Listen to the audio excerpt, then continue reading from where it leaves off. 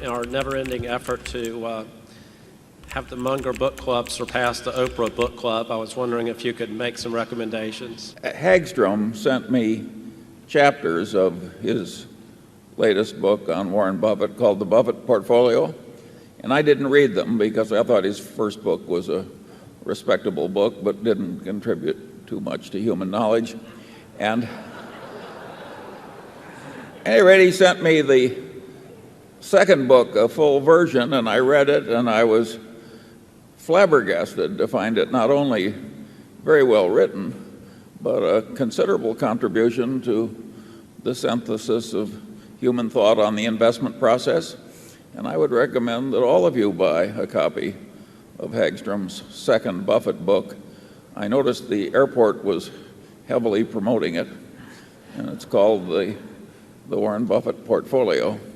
It doesn't pick any stocks for you, but it does illuminate how the investment process really works if you think about it rationally. Another book that I liked very much this year was Titan, the biography of the original John D. Rockefeller. That's one of the best business biographies I have ever read. It is, and it's a very interesting family story, too.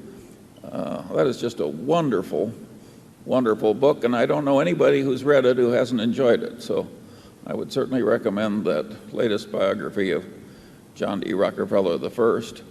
The third book is sort of a revisitation of the subject matter of the book I recommended a year or two ago called Guns, Germs, and Steel, which was a physiologist's view of the economic history of man, and it was a wonderful book.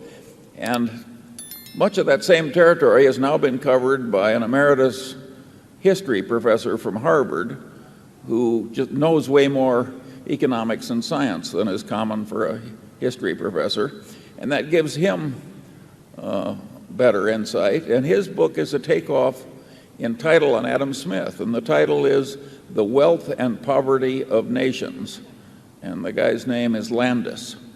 So I would heartily recommend those three books.